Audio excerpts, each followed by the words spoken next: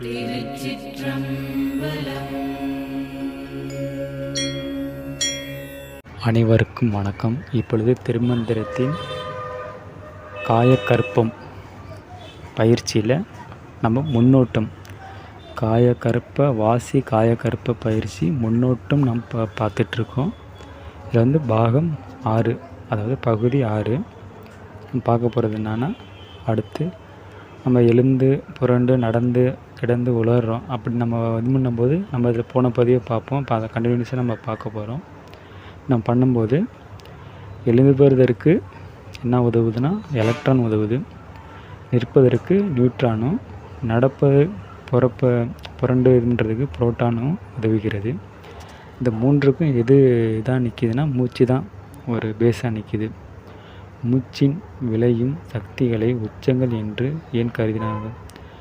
வந்தாலும் சக்தி, நின்றாலும் சக்தி, புரண்டாலும் சக்தி. அதனால் நம்மவர்கள் விண்ணின்று தூரும் விழுப்பொருளாக மூவசைவுகளை எலக்ட்ரான், புரோட்டான், நியூட்ரான் என கருதினர். இவ்வித உச்சங்களாக செயல் தவமைப்பை மூச்சால் குறைநிறைகளை அறிந்து போற்றும் உடல் உறுப்புகளை தாமரங்காய் என்று சிறுநீரகத்தை போற்றினர். உயிர்வழி குறைபாடுகள் உடலில் தோன்றும்போது அதாவது பரம் வந்து அமர்ந்து மூச்சை ஈடு செய்வதால் அப்பெயர் வந்தென்க. இவ்வாறான அதிசயங்கள் தங்களது உணர்வு தளத்திலிருந்து இயற்கை உண்மையை பெற்று தலைப்பட்டதன் காரணமாக பல அசாதாரணமான ரசவாதம் பல்வித அனுமாசியங்களையும் சித்தர்கள் சித்துகளாக அடைந்தனர். அதனால் சித்தர்கள் என பெயர் வாங்கினார்கள். அடுத்து செல் தகவு என்பது இதுதான்.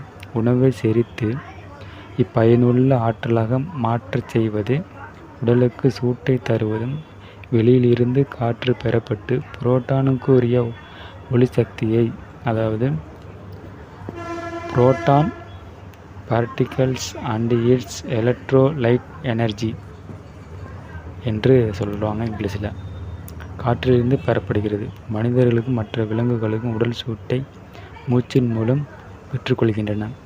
அக்னி என்ற சொல் மூலம் தீயினின்றி பெறப்படும் இசைவு பெறுவதால் ஆக்சிஜன் என்று அப்படியே தமிழ் வேர் சமஸ்கிருத வழியாக ஆங்கிலம் சென்று சேர்ந்திருக்கிறது. உடல் சூட்டை செல்களை உண்டாக்கவும், உண்டான செல்கள் தசை, நார், எலும்பு, மாமிசம், மஜ்ஜை என மாற்றம் பெற்று உடலாகவும் அவ்வுடலை வளர்க்கும் உயிராகவும் காற்றே பிரதானமாய் தேவை என்பதால் அதுவே செல் தகவமைப்பாகவும் இருக்கும் காரணமாக மூச்சே முன்னறி தெய்வம் என்று சித்தர்கள் கொண்டாடுகின்றார்கள். நாம் அவற்றின் உண்மைகளை பகிர்ந்து கொள்வோம். செல் தகவமைப்பு என்பது உயிரோட்டத்தில் அமைகிறது. உயிரோட்டம் உடல் இந்திரியங்களை காப்பாற்றுகின்றது. செல் தகவமைப்பை பெறுவதையே சித்தர்கள் உயிரை வைத்து உடலை வளர்த்தேன், உடலை வைத்து உயிரை வளர்த்தேன் என்கிறார்கள். செல் வளர்ச்சிதைவு மாற்றம் செல்கள் உடலியல் செயல்பாட்டின் அடிப்படை சப்தம் வெளிச்சங்களாகவும் இருக்கிறது. உடல் காதுகள் கிரகிக்கும் வெளிலோ சத்தமும், கண்கள் வாங்கும் அருட்ஜோதி வெளிச்சமும், அதாவது புரோட்டான் அண்டு பானிக் மூச்சில் வாங்கும் காற்று உடல் செல்களாக உண்டாக்குகின்றன.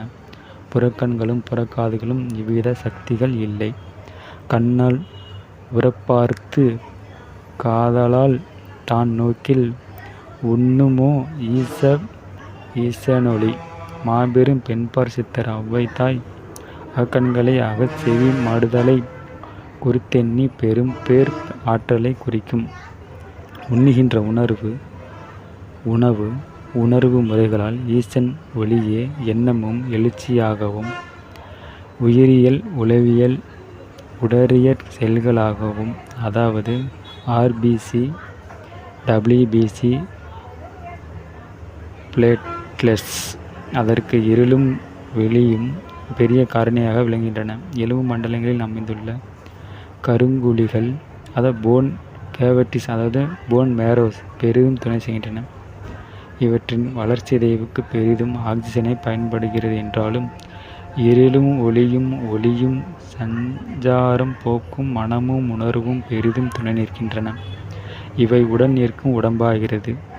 தீசா சக்தியிலிருந்து பெறும் பூக்களால், அதாவது தனிமங்களால், அதாவது எலமெண்ட்ஸ், அது உடம்பு என்று பெயரிட்டப்பட்டது. நம் வாழும் சூழ்நிலையில் நமக்கு பெரும் சவாலாக இருப்பது சூழ்நிலை மாற்றங்கள்.